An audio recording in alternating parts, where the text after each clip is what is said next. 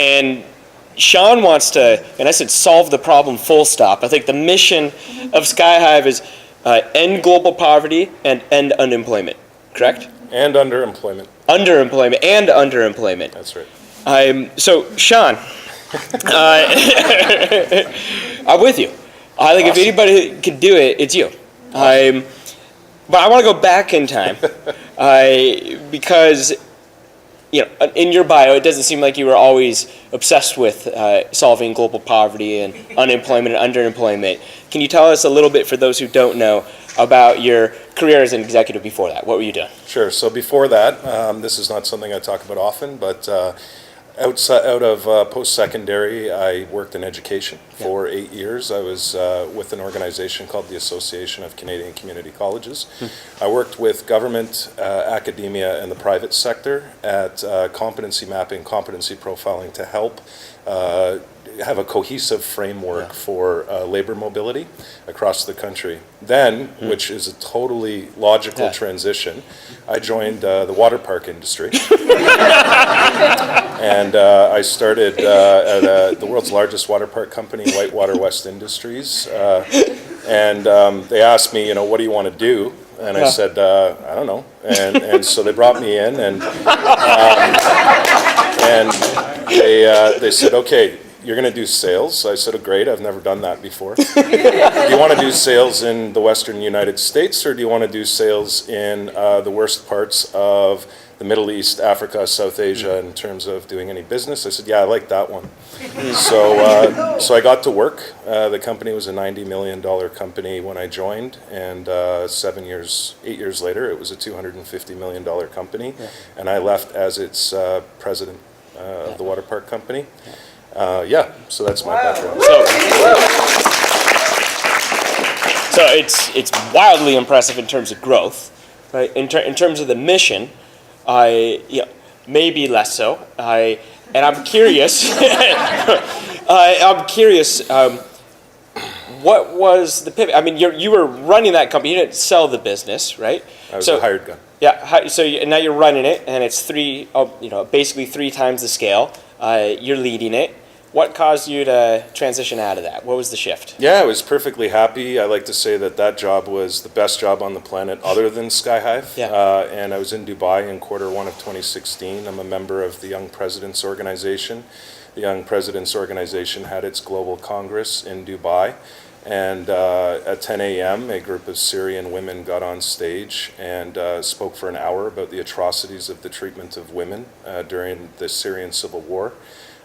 Which I won't get into, given that I want to keep the evening pleasant. But I walked out, I was in tears. I called my family and said I need to do something different with my life. Yeah. So I think a lot of us have moments where we say, I need to do something different. Very few people make that leap, right? Because you were successful. You were doing amazing work. What was the process from going from, okay, I know I need to do something different, to actually doing it? I don't think there was a process. What happened at that moment in time was my purpose in my life was defined. And so prior to that, my purpose was an academic exercise that I used whiteboards and wrote down things that sounded good, and I marched to the beat of that drum. And then I realized that my purpose was actually a love affair with something much bigger than me, something that whether I succeeded or failed, it didn't matter. Whether I was judged, accepted or rejected, it didn't matter. And that I was going to get up every day and do everything I can for the rest of my life to solve that problem in any sort of way. SkyHive is the articulation of that way. I call it my painting. Love that. Yeah. So, Sean, tell us about your painting. What is SkyHive? What are you after? Well, I can get into a bunch of technical mumbo jumbo, but I'm going to actually ask you questions to help define this. So, would you agree that one of the biggest challenges facing humanity is the rapid changing nature of work and training? Without question. Would you agree? Yes. Okay, great. Next question is, would you agree that having an understanding of the skills that are required in order for us to be ready for that future are important to know? Yes. Okay. if I asked you directly, do you know the skills you have and how that applies to the labor market today? Your skill set today, how does that apply to the 120,000 or so jobs that are out there? Do you know that? No. Okay, and the next question would be, do you know your skills? Maybe. Some of them. Done a lot of introspective work, Sean. Yeah, no. And wouldn't it be cool if there was a technology? Wouldn't it be cool if there was a technology that could help us discover our skills, help us discover how those skills apply to all jobs, help us discover the training that we need in order to stay relevant to the changing nature of those jobs, and therefore solve for the future of work? Yeah. Yes. That's SkyHive. Yeah. Now, Sean, you might have to get into maybe not the technical mumbo jumbo, but just how does it work? Because SkyHive is actually you've built this, and it's the first time, at least that we've seen in the world, that somebody's built this platform. How is that possible? How does it work? So if we go back 100 years to sort of the third industrial revolution, we've done things the same way since then. We've looked at labor markets. So a labor market could be a workforce, like your company, or it could be an aggregate, a labor market.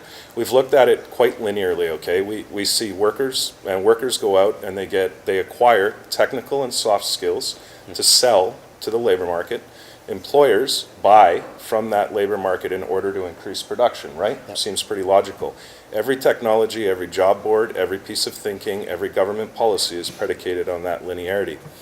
The issue is that we see inefficiency. And how do we see inefficiency? When we see record unemployment being reported in the newspaper, we turn to page 2 and we see that, oh, wait a second, with underrepresented groups, we actually have double-digit unemployment. Yeah.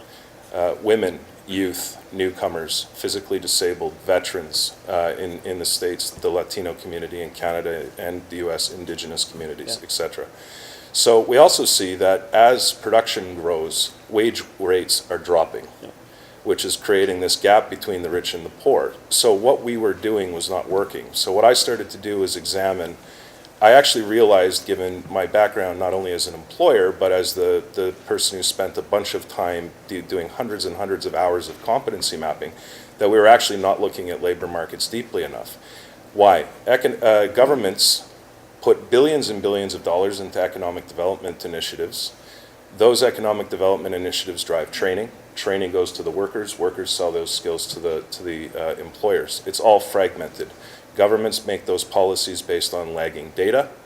Those policies are sent to institutions who have already too late to develop training that's relevant to the changing needs of the workforce, and it wasn't working. But something cool called deep learning comes along into the mainstream. And if you took that linear two-sided labor market and actually made it four-piece labor market, and you drop deep learning into the middle of that, now you can generate in real time knowledge and real-time information on what's happening in all facets of the labor market. So now government can make policies based on real-time data. We can see labor mobility as it's moving. We can see jobs of the future changing in real time. And now we have a much, much more powerful and granular way to see how a workforce is moving.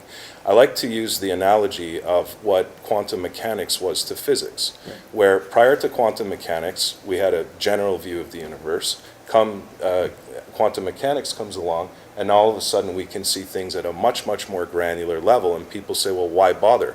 Well, that's how we know now mysteries of the universe we never knew. That's why we have the technology that we have today.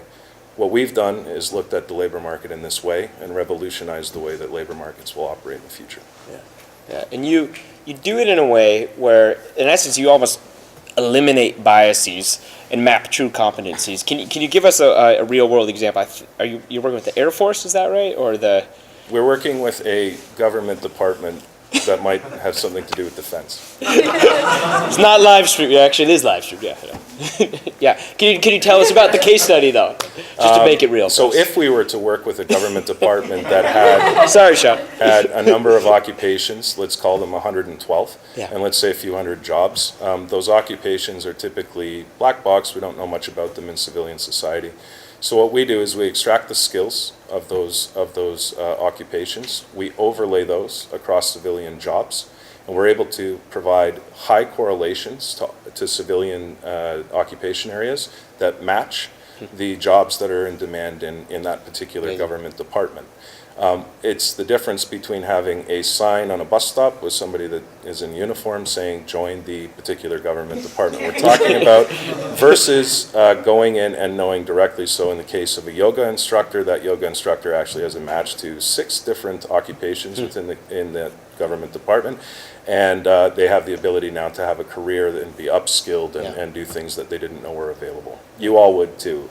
Yeah. And in this case study, because you are doing this work right now, I know it's changed. I mean, you've seen some pretty profound results in terms of gender breakdown. And can you share that, or is that? Yeah. So we've in many cases we compressed the time for people to be shortlisted by 91.6%. Wow. 56% of matches on using our technology are women. We are working with now, about to start working with refugees in terms of helping them discover skills and access the digital labor market, something I can talk about in the Q&A. Love it.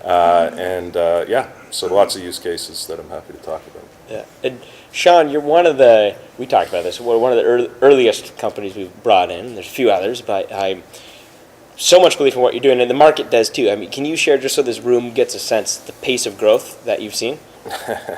We launched a freemium consumer product in June of last year, and we are booked at about $6 to $7 million by the end of this month. Yeah. Nice shot. Last question, then I'll open it up. Vision for this 10 years from now, if you're really realizing your potential, where does this go? Yeah, I think I want to change the nature of the conversation of future of work, because we often talk about technology. What me and my amazing team in Vancouver are doing is we're bringing economic empowerment. We're bringing dignity. I don't think a lot of people are thinking about the fact that there are 4 billion people connected to the internet today. By 2020. Tom will know, 2023, 2025, the entire world's population will be connected to the internet. These people have restricted physical labor markets and they will have nothing but a device and access to the internet to provide that economic empowerment and livelihood. So you're talking about the single greatest moment in the world's history to be able to provide for those communities. We need to start now. We need to get organizations understanding the skills, the digital literacy skills that need to be applied to these communities to make sure that people can thrive. Going back to that moment in Dubai, if I can add that one piece of dignity, that one piece of connection to the world for people that have to go through these types of things, then I'll have done my job. Yeah. Amen, Sean.